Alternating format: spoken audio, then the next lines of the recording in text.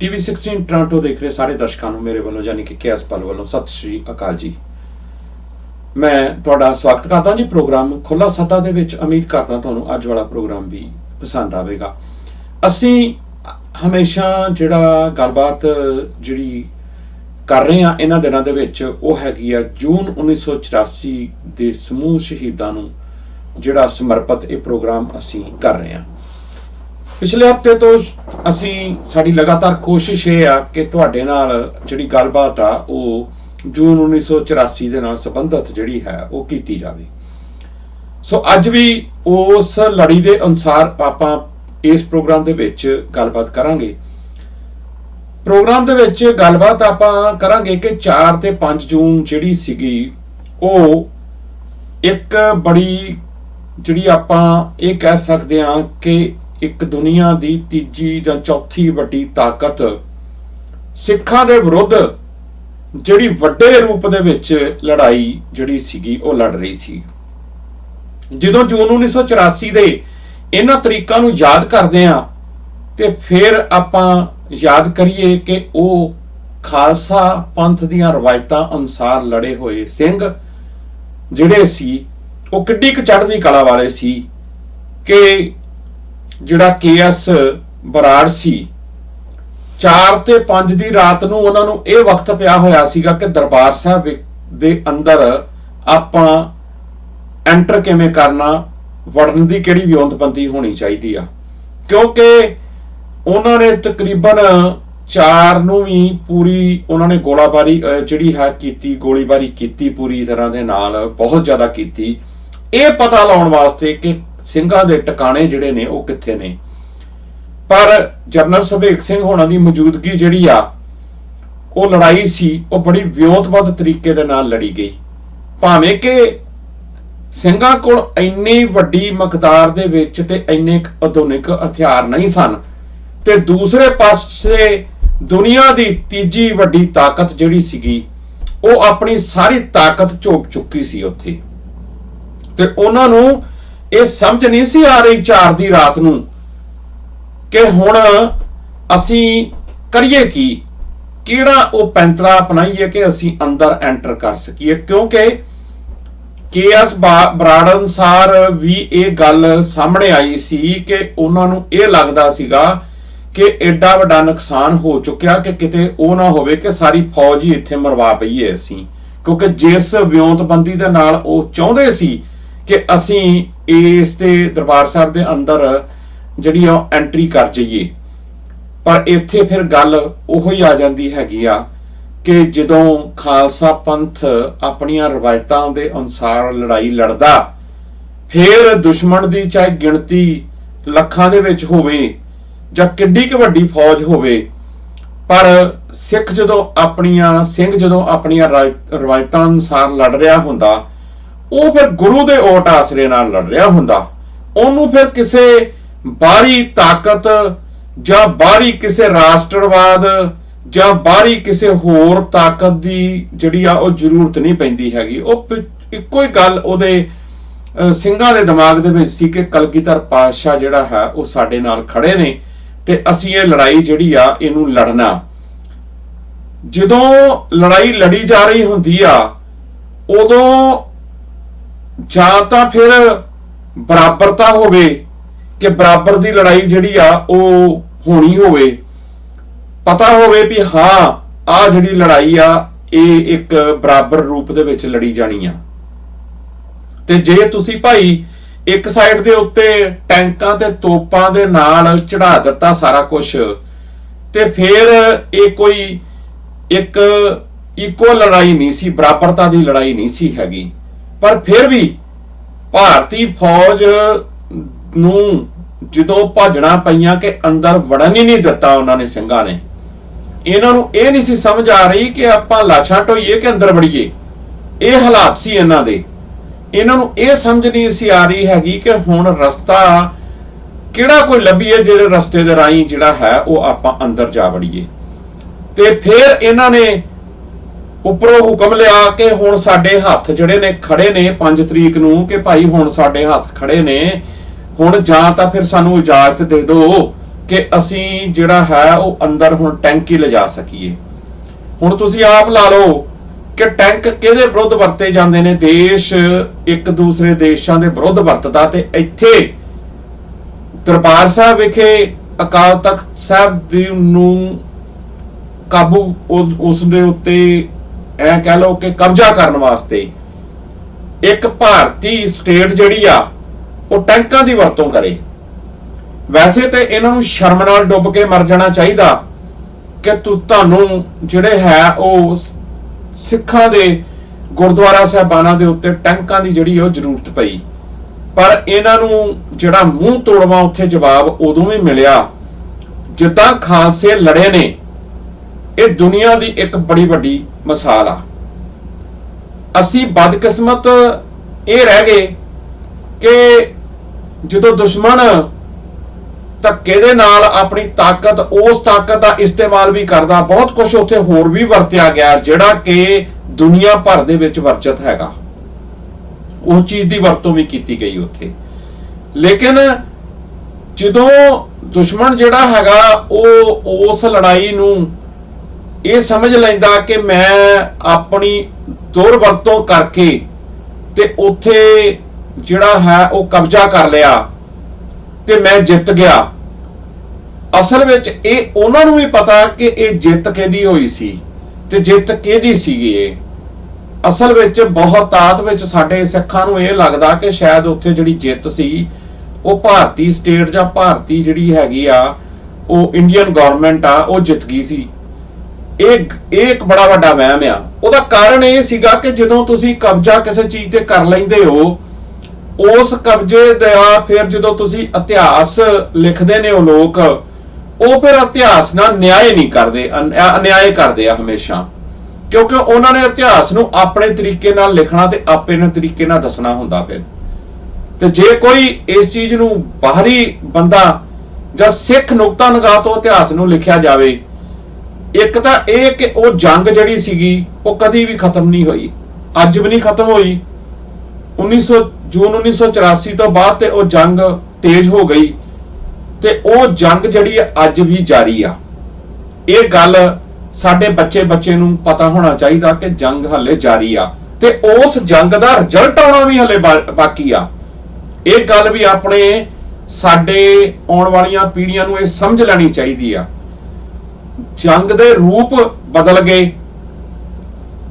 ਦਰਬਾਰ ਸਾਹਿਬ ਦੇ ਹਮਲੇ ਤੋਂ ਬਾਅਦ ਨਵੰਬਰ 1984 ਦੇ ਸਿੱਖ ਕਤਲੇਆਮ ਤੋਂ ਬਾਅਦ ਬੜੇ ਵੱਡੇ ਰੂਪ ਦੇ ਵਿੱਚ ਉਹੋ ਲੜਾਈ ਦਾ ਇੱਕ ਰੂਪ ਖਾਲਸਾਈ ਰਵਾਇਤਾਂ ਅਨੁਸਾਰ ਇੱਕ ਮੈਦਾਨੀ ਇਲਾਕੇ ਦੇ ਵਿੱਚ 10 ਸਾਲ ਸਿੰਘਾਂ ਵੱਲੋਂ ਜਿਹੜੇ ਅਸਲੀ ਸਿੰਘ ਸੀ ਉਹਨਾਂ ਵੱਲੋਂ ਜਿਹੜਾ ਲੜਿਆ ਗਿਆ, ਉਹ ਵੀ ਦੁਨੀਆ ਦੀ ਇੱਕ ਮਿਸਾਲ ਹੈਗੀ ਆ। ਤੇ ਅੱਜ ਤੌਰ ਤਰੀਕੇ ਬਦਲ ਗਏ। ਅੱਜ ਅਲੱਗ ਤਰੀਕੇ ਨਾਲ ਅਸੀਂ ਲੜ ਰਹੇ ਹਾਂ। ਅੱਜ ਅਸੀਂ ਡਿਜੀਟਲ ਮੀਡੀਆ ਤੇ ਲੜ ਰਹੇ ਹਾਂ। ਅੱਜ ਅਸੀਂ ਅੰਬੈਸੀਆਂ ਦੇ ਬਾਹਰ ਲੜ ਰਹੇ ਹਾਂ। ਅੱਜ ਅਸੀਂ ਜਿੱਥੇ ਵੀ ਕੋਈ ਗੁਰੂ ਨਾਨਕ ਨਾਮ ਲੈਵਾ ਸਿੱਖ ਬੈਠਾ ਉੱਥੇ ਇਹ ਲੜਾਈ ਲੜੀ ਜਾ ਰਹੀ ਆ। ਜਿਸ ਵੀ ਉਹ ਦੇਸ਼ ਵਿੱਚ ਬੈਠਾ ਉਸ ਦੇਸ਼ ਵਿੱਚ ਆਪਣੀ ਆਵਾਜ਼ ਜਿਹੜੀ ਆ ਉਹ ਚੁੱਕ ਰਿਹਾ ਹੈਗਾ। ਤੇ ਫਿਰ ਇਹ ਗੱਲ ਸਿੱਖਾਂ ਦੇ ਘਰ ਵਿੱਚ ਮਨ ਵਿੱਚ ਇਹ ਕਿਉਂ ਨਹੀਂ ਵਸਦੀ ਕਿ ਜੰਗ ਦਾ ਹੱਲੇ ਨਤੀਜਾ ਆਉਣਾ ਬਾਕੀ ਆ। ਜਿਹੜੀ ਚੀਜ਼ ਜਾਰੀ ਹੋਵੇ ਤੇ ਉਸ ਦਾ ਨਤੀਜਾ ਤੁਸੀਂ ਕੱਢ ਨਹੀਂ ਸਕਦੇ। ਭਾਰਤੀ ਸਟੇਟ ਭਾਵੇਂ ਜੋ ਮਰਜ਼ੀ ਨਤੀਜਾ ਕੱਢੀ ਜਾਵੇ ਕਿ ਅਸੀਂ ਉੱਥੇ ਕਬਜ਼ਾ ਕਰ ਲਿਆ ਤੇ ਅਸੀਂ ਬਹੁਤ ਕੁਝ ਕਰ ਲਿਆ, ਕੁਝ ਨਹੀਂ ਹੋਇਆ। ਇਹ ਹੱਲੇ ਇਹਦਾ ਰੂਪ ਬਦਲਿਆ, ਇਹਦਾ ਤਰੀਕਾ ਬਦਲਿਆ, ਤਰੀਕਾਕਾਰ ਬਦਲਿਆ ਹੈਗਾ। ਸੋ ਜੇ ਇਹ ਸਾਰਾ ਕੁਝ ਉਹਨਾਂ ਨੇ ਜਿੱਤ ਲਿਆ ਹੁੰਦਾ ਤੇ ਅੱਜ ਸਿੱਖ ਖਾਲਸਾ ਰਾਜ ਖਾਲਿਸਤਾਨ ਦੀ ਮੰਗ ਨਾ ਕਰ ਰਹੇ ਹੁੰਦੇ। ਅੱਜ ਸਿੱਖ ਕੇਸਰੀ ਨਿਸ਼ਾਨ ਫੜ ਕੇ ਅੰਬੈਸੀਆਂ ਦੇ ਅੱਗੇ ਜਾਂ ਭਾਰਤ ਵਿੱਚ ਵੀ ਜਿਹੜੀ ਹੈ ਉਹ ਆਪਣੇ ਰਾਜ ਦੀ ਮੰਗ ਨਾ ਕਰ ਰਹੇ ਹੁੰਦੇ ਜੇ ਉਹ ਜਿੱਤ ਗਏ ਹੁੰਦੇ। ਇਹ ਉਹਨਾਂ ਦੀ ਇੱਕ ਬੜੀ ਵੱਡੀ ਹਾਰ ਸੀ। ਹਾਂ, ਇਹ ਗੱਲ ਜ਼ਰੂਰ ਆ ਕਿ ਉਸ ਦਿਨ ਉਹ ਉਸ ਚੀਜ਼ ਦੇ ਉੱਤੇ ਕਬਜ਼ਾ ਕਰ ਗਏ। ਉਹ ਕਬਜ਼ਾ ਤਾਂ ਕਰ ਗਏ ਕਿ ਉਹਨਾਂ ਨੇ, ਜਿੱਦਾਂ ਮੈਂ ਪਹਿਲਾਂ ਕਿਹਾ, ਕਿ ਟੈਂਕਾਂ ਤੇ ਤੋਪਾਂ ਦੀ ਵਰਤੋਂ ਕਰਕੇ ਤੇ ਤੁਸੀਂ ਆਪਣੀ ਤਾਕਤ ਦਾ ਜਿਹੜਾ ਹੈ ਉਹ ਵੱਧ ਇਸਤੇਮਾਲ ਕਰਕੇ ਫੌਜ ਵਿੱਚ ਵੀ ਵੱਧ, ਗਿਣਤੀ 'ਚ ਵੱਧ, ਹਥਿਆਰ ਤੁਹਾਡੇ ਕੋਲ ਆਧੁਨਿਕ दुनिया की तीजी वड्डी ताकत, ते जे भाई तुसी लड़ना सी फिर हिक च वजना सी ना आके, ते फिर भाई फिर बराबरता करन दिंदे, फिर सिखां नूं भी हथियार पूरी तरह दे नाल कह दिंदे भी भाई आ जाओ, ते फिर कर दिंदे हाँ पंजाब दे विच ऐलान भी अज असीं पंजाबियां ते खास तौर ते सिखां नाल लड़न आ रहे हैं भी भाई तुसीं तैयारी कर लो। ते जे ना इन्हां दे ट्रक जिद्दां जिहड़े है संत जरनैल सिंह जी खालसा भिंडरां वाले कहंदे सीगे भाई ट्रक भर के, उन्होंने तो ट्रक भर भर के तोरे, ते मैं वादा करदा जे किते उस टाइम दे उत्ते जंग जिहड़ी ओह पूरी तरह दे नाल, वैसे तां जंग उत्थे भी हिंद पंजाब दी सी, पर जे किते पंजाब दी जंग खुले रूप दे विच लड़ी गई हुंदी भारती सरकार वालों, ते अज भारत दा नक्शा कुछ होर होना सीगा। इस भारत दा दुनिया दे उत्ते नामो निशान एक अलग तरीके दे नाल देखिया जाना सीगा, क्योंकि जे उस टाइम दे उत्ते लड़ाई बराबर तौर दे उत्ते कह के लड़ी जांदी हुंदी, धोखेबाजी नाल जां तुसीं किसे दे घर दे उत्ते आके हमला करदे हो, ते ये कोई लड़ाई का तरीका जिहड़ा है वो नहीं है, दुनिया भर दे विच ये प्रमाणित नहीं है। पर यह पता होवे कि भाई तुसीं किसी बराबर दे बंदे नाल जां बराबर दे हथियार लैके लड़ रहे हो। मैं कहना बराबर दे हथियार भी ना सिर्फ दस के आ जांदे भाई पंजाब सारे नाल असीं लड़ना, ते फिर दस दिंदे सिख ते पंजाबी भी भाई तुहाडे नाल बनदी की आ, फिर तुहानूं पता लग जांदा भी लड़ाई लड़ी किहड़ी जांदी आ। सो तुसीं उत्थे कब्जा करके इतिहास के पन्नियां दे उत्ते तां भावें ये अपने लोकां नूं दिखा दिता होवे कि लो जी असीं कब्जा कर लिया, कब्जा करन दे नाल लड़ाई जां जंग जिहड़ी ओह जित्ती नहीं जांदी, जंग हले जारी आ। ये गल साडे बच्चे नूं, ये गल साडीआं आउण वालीआं पीढ़ियां नूं जिहड़ी है वो याद होनी चाहिदी आ। दूसरी गल मैं करनी चाहांगा कि शहादत, ये शहादती जिहड़ा रूप आ ये सिखां दे विच अलग तरह दे नाल है, क्योंकि उत्थे जिहड़ी जंग सी वो लड़ाई काहदे करके लड़ी जा रही सी। बहुत सारे लोकां दे विच ये बड़ा वड्डा एक भुलेखा, साडे कुछ सिखां दे विच भी ये भुलेखा कि वो लड़ाई लड़ी काहदे वास्ते जा रही सी। सो वो लड़ाई जिहड़ी आ वो किसे उस दी प्राप्ति वास्ते, किसे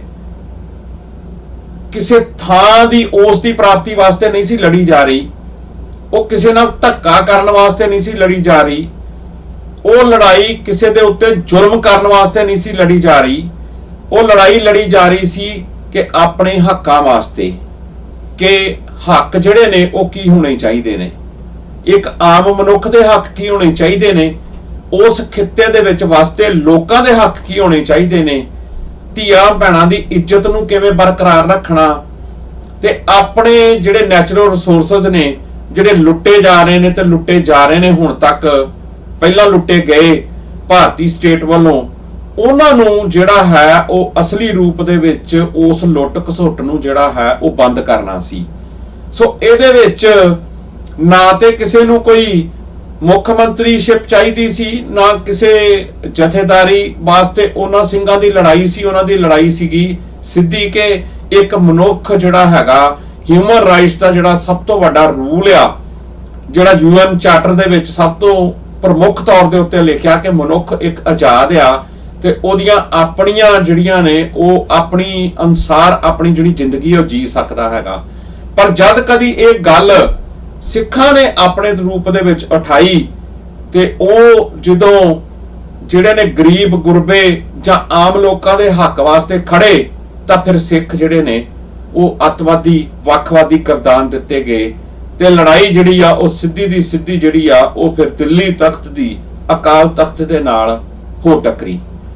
ਉਸ ਲੜਾਈ ਨੂੰ ਫਿਰ ਜਿਹੜਾ ਰੂਪ ਇਹਨਾਂ ਨੇ ਦੇਣ ਦੀ ਕੋਸ਼ਿਸ਼ ਕੀਤੀ ਪੂਰੇ ਸੰਸਾਰ ਦੇ ਵਿੱਚ ਕਿ ਉੱਥੇ ਕੁਝ ਮੁੱਠੀ ਭਰ ਲੋਕ ਸੀ, ਉਹਨਾਂ ਨੂੰ ਕੱਢਣ ਵਾਸਤੇ ਅਸੀਂ ਇਹ ਸਾਰਾ ਕੁਝ ਕੀਤਾ ਤੇ ਉਹ ਜਿਹੜਾ ਨੈਰੇਟਿਵ, ਉਹ ਜਿਹੜਾ ਵਰਤਾਂਤ ਇਹਨਾਂ ਵੱਲੋਂ ਸਿਰਜਿਆ, ਉਹ ਹੁਣ ਤੱਕ ਭਾਰਤੀ ਮੀਡੀਆ ਉਸ ਤਰ੍ਹਾਂ ਦੇ ਨਾਲ ਹੀ ਉਛਾਲਦਾ, ਪਰ ਜਿਹੜਾ ਸਿੱਖ ਹੈ ਉਹ ਚੰਗੀ ਤਰ੍ਹਾਂ ਦੇ ਨਾਲ ਜਾਣਦਾ ਕਿ ਇਹ ਲੜਾਈ ਕੱਲੀ ਕਿਤੇ ਕੁਝ ਬੰਦਿਆਂ ਦੇ ਉੱਥੇ ਮੌਜੂਦਗੀ ਦਾ ਕਾਰਨ ਨਹੀਂ ਸੀ, ਇਹ ਸਿਰਫ ਇਹ ਸੀ ਕਿ ਅਸੀਂ ਤੁਹਾਡੀ ਜਿਹੜੀ ਕੋਈ ਆਵਾਜ਼ ਆ, ਜਿਹੜੀ ਕੋਈ ਤੁਹਾਡੀ ਮੰਗ ਆ, ਜਾਂ ਜਿਹੜੀ ਤੁਹਾਡੀਆਂ ਕੁਝ ਅਜਿਹੀਆਂ ਜਿਹੜੀਆਂ ਤੁਹਾਡੇ ਹੱਕ ਨੇ ਉਹ ਤੁਹਾਨੂੰ ਨਹੀਂ ਦੇਣੇ। ਸੋ ਇਹ ਲੜਾਈ ਜਿਹੜੀ ਆ ਸ਼ੁਰੂ ਤੋਂ ਦਿੱਲੀ ਜਿਹੜੀ ਆ ਦਿੱਲੀ ਦੇ ਨਾਲ ਰਹੀ ਆ। ਉਹਦੇ ਵਿੱਚ ਜੇ ਆਪਾਂ ਜੋੜਨਾ ਹੋਵੇ ਘਟਨਾਵਾਂ ਨੂੰ ਤੇ ਗੁਰੂ ਅਰਜਨ ਸਾਹਿਬ ਦੀ ਸ਼ਹੀਦੀ ਦਾ ਵੀ ਕਾਰਨ ਇਹੀ ਸੀ। ਸੋ ਉਸੇ ਹੀ ਦਿਨ ਨੂੰ ਫਿਰ ਚੁਣਿਆ ਗਿਆ, ਉਸੇ ਹੀ ਟਾਈਮ ਨੂੰ ਜੇ ਆਪਾਂ ਜਹਾਂਗੀਰ ਦੇ ਟਾਈਮ ਨੂੰ ਯਾਦ ਕਰ ਲਈਏ ਤੇ ਉਸ ਤੋਂ ਬਾਅਦ ਜੇ ਇੰਦਰਾ ਨੂੰ ਜੇ ਯਾਦ ਉਸ ਰੂਪ ਦੇ ਵਿੱਚ ਦੇਖਣਾ ਹੋਵੇ ਤਾਂ ਫਿਰ ਇਹ ਉਹਨਾਂ ਦਾ ਹੀ ਰੂਪ ਸੀ। ਸੋ ਕਦੀ ਵੀ ਜਿਹੜੀ ਸਾਡੀ ਅਕਾਲ ਤਖਤ ਸਾਹਿਬ ਦਾ ਜਿਹੜਾ ਤਖਤ ਆ ਉਹ ਦਿੱਲੀ ਤਖਤ ਦੇ ਨਾਲ ਜਿਹੜਾ ਹੈ ਉਹ ਮੇਲ ਨਹੀਂ ਖਾ ਸਕਦਾ ਹੈਗਾ, ਬਣਦੀ ਨਹੀਂ ਆਪਸ ਵਿੱਚ, ਨਾ ਬਣ ਸਕਦੀ ਹੈਗੀ ਆ ਕਿਸੇ ਵੀ ਤਰੀਕੇ ਨਾਲ। ਸੋ ਦਿੱਲੀ ਤਖਤ ਤੇ ਜਿਹੜਾ ਬੈਠੇਗਾ ਉਹ ਇਹ ਚਾਹੁੰਦਾ ਕਿ ਮੇਰੀ ਅਧੀਨਗੀ ਕਬੂਲ ਕਰ ਲਓ, ਮੇਰੇ ਹੁਕਮਾਂ ਦੇ ਅਨੁਸਾਰ ਚੱਲੋ। ਤੇ ਸਿੱਖ ਜਿਹੜਾ ਇਹ ਬਰਦਾਸ਼ਤ ਨਹੀਂ ਕਰਦਾ, ਕਿਉਂਕਿ ਸਿੱਖ ਪੈਦਾ ਹੀ ਉੱਥੋਂ ਹੋਇਆ, ਸਿੱਖ ਪੈਦਾ ਹੋਇਆ ਸ਼ਹੀਦੀਆਂ ਤੋਂ, ਸਿੱਖ ਪੈਦਾ ਹੋਇਆ ਘੱਲੂਘਾਰਿਆਂ ਚੋਂ, ਸਿੱਖ ਪੈਦਾ ਹੋਇਆ ਅਣਖ ਨਾਲ ਧੌਣ ਉੱਚੀ ਕਰਕੇ ਜੀਉਣ ਨੂੰ। ਤੇ ਦਿੱਲੀ ਤਖਤ ਕਹਿੰਦਾ ਕਿ ਮੇਰੇ ਕੋਲ ਆਉਣਾ ਤਾਂ ਧੌਣ ਨੀਵੀਂ ਕਰਕੇ ਆਓ ਤੇ ਮੇਰੀ ਅਧੀਨਗੀ ਕਬੂਲ ਕਰਕੇ ਆਓ। ਸੋ ਜਿਹੜੇ ਸਿੱਖਾਂ ਦੇ DNA ਦੇ ਵਿੱਚ ਅਧੀਨਗੀ ਕਬੂਲ ਕਰਨਾ ਨਾ ਹੋਵੇ, ਜੇ ਗੁਰੂ ਕਲਗੀਧਰ ਪਾਤਸ਼ਾਹ ਦੇ ਬੱਚਿਆਂ ਨੇ ਜਿਹੜੀ ਅਧੀਨਗੀ ਕਬੂਲ ਨਹੀਂ ਕੀਤੀ, ਸਿਰ ਕਟਾ ਆਪਣੀਆਂ ਸ਼ਹੀਦੀਆਂ ਦੇ ਦਿੱਤੀਆਂ, ਤੇ ਫਿਰ ਇਹ ਰਵਾਇਤ ਅਨੁਸਾਰ ਜੂਨ 1984 ਦੀ ਹੋਈ ਜਿਹੜੀ ਜੰਗ ਆ ਉਹਦੇ ਵਿੱਚ ਵੀ ਲੋਕਾਂ ਨੇ ਸ਼ਹੀਦੀਆਂ ਦਿੱਤੀਆਂ। ਸੋ ਜਿਹੜੇ ਉੱਥੇ ਸ਼ਹੀਦ ਹੋਏ ਉਹਨਾਂ ਨੂੰ ਸਾਡੇ ਵੱਲੋਂ ਲੱਖ ਲੱਖ ਕੋਟੀ ਕੋਟੀ ਪ੍ਰਣਾਮ ਇਸ ਕਰਕੇ ਆ ਕਿ ਉਹ ਕਿਸੇ ਅਹੁਦੇ ਜਾਂ ਕਿਸੇ ਦੁਨਿਆਵੀ ਸੁੱਖ ਪ੍ਰਾਪਤੀ ਵਾਸਤੇ ਨਹੀਂ ਲੜੇ। ਉਹ ਖਾਲਸਾ ਪੰਥ ਦੀ ਰਵਾਇਤ ਅਨੁਸਾਰ ਸਿੱਖਾਂ ਦੀ ਇੱਕ ਵੱਖਰੀ ਪਹਿਚਾਣ ਤੇ ਵੱਖਰੀ ਜਿਹੜੀ ਉਹਨਾਂ ਦੀ ਹਸਤੀ ਆ ਤੇ ਵੱਖਰਾ ਜੀਣ ਦਾ ਜਿਹੜਾ ਅੰਦਾਜ਼ ਆ, ਉਹਦੇ ਕਰਕੇ ਉਹ ਲੜਾਈ ਜਿਹੜੀ ਸੀ ਉਹ ਲੜੀ ਗਈ। ਸੋ ਉਸ ਲੜਾਈ ਨੂੰ ਭਾਰਤੀ ਸਟੇਟ ਦਾ ਜਿਹੜਾ ਮਰਜ਼ੀ ਰੂਪ ਦੇ ਦਵੇ, ਪਰ ਸਿੱਖ ਚੰਗੀ ਤਰ੍ਹਾਂ ਦੇ ਨਾਲ ਜਾਣਦਾ ਕਿ ਇਹ ਲੜਾਈ ਜਿਹੜੀ ਆ ਇਹ ਅਸਲ ਵਿੱਚ ਇਹਦਾ ਰੂਪ ਕੀ ਹੈਗਾ ਤੇ ਸਾਨੂੰ ਕਿਹੜਾ ਨਿਸ਼ਾਨਾ ਜਿਹੜਾ ਹੈ ਉਹ ਚੱਲਣਾ ਪਵੇਗਾ। ਸੋ ਉਸ ਨਿਸ਼ਾਨੇ ਦੇ ਉੱਤੇ ਜਾਰੀ ਰੱਖਦਿਆਂ ਹੋਇਆਂ ਅੱਜ ਇੱਥੇ ਸਾਡੇ ਨਗਰ ਕੀਰਤਨ ਜਿਹੜਾ ਨਿਕਲਿਆ ਉਹ ਵੇਖਣ ਵਾਲਾ ਸੀ ਕਿ ਉਹਦੇ ਵਿੱਚ ਐਡੀ ਭਾਰੀ ਗਿਣਤੀ ਦੇ ਵਿੱਚ ਖਾਲਸਾਈ ਰਵਾਇਤਾਂ ਅਨੁਸਾਰ, ਖਾਲਸੇ ਦੇ ਬੋਲ ਬਾਲੇ ਅਨੁਸਾਰ ਨਗਰ ਕੀਰਤਨ ਵਿੱਚ ਲੋਕਾਂ ਨੇ ਸ਼ਮੂਲੀਅਤ ਕੀਤੀ ਤੇ ਲੋਕਾਂ ਨੇ ਫਿਰ ਉੱਥੇ ਆਪਣੇ ਖਾਲਸਾ ਰਾਜ ਦੀ ਜਿਹੜੀ ਹੈ ਉਹਦੀ ਉਸ ਦੇ ਉੱਤੇ ਮੋਹਰ ਲਾਈ ਤੇ ਉਸ ਨੂੰ ਪ੍ਰਾਪਤੀ ਵਾਸਤੇ ਉਸ ਅਰਦਾਸ ਵਿੱਚ ਤੇ ਗੁਰੂ ਅਰਜਨ ਸਾਹਿਬ ਪਾਤਸ਼ਾਹ ਦੀ ਸ਼ਹੀਦੀ ਨੂੰ ਮੁੱਖ ਰੱਖਦਿਆਂ ਹੋਇਆਂ ਜਿਹੜਾ ਸ਼ਹੀਦੀ ਗੁਰਪੁਰਬ ਮਨਾਇਆ, ਉਹਦੇ ਵਿੱਚ ਇਹ ਗੱਲ ਸਪਸ਼ਟ ਹੋ ਗਈ ਕਿ ਵਾਕਿਆ ਹੀ ਜੰਗ ਜਾਰੀ ਹੈ। ਆਪਾਂ ਕੱਲ ਨੂੰ ਹੋਰ ਪ੍ਰੋਗਰਾਮ ਦੇ ਵਿੱਚ ਅੱਗੇ ਲੜੀਵਾਰ ਤੋਰਾਂਗੇ। ਉਮੀਦ ਕਰਦਾ ਕਿ ਤੁਹਾਨੂੰ ਇਹ ਸਾਡਾ ਪ੍ਰੋਗਰਾਮ ਪਸੰਦ ਆਇਆ ਹੋਵੇਗਾ। ਕੱਲ ਨੂੰ ਆਪਾਂ ਦੁਬਾਰਾ ਇਸੇ ਹੀ ਲੜੀ ਦੇ ਅਨੁਸਾਰ ਪ੍ਰੋਗਰਾਮ ਜਿਹੜਾ ਹੈ ਉਹ ਕਰਾਂਗੇ। ਸੋ ਭੈ ਕਾਹੂ ਕੋ ਦੇਤ ਨਾ, ਨਹਿ ਪੈ ਮਾਨ ਤਾਨ, ਨਾਨਕ ਨਾਮ ਚੜ੍ਹਦੀ ਕਲਾ, ਤੇਰੇ ਭਾਣੇ ਸਰਬੱਤ ਦਾ ਭਲਾ। ਵਾਹਿਗੁਰੂ ਜੀ ਕਾ ਖਾਲਸਾ, ਵਾਹਿਗੁਰੂ ਜੀ ਕੀ ਫਤਿਹ।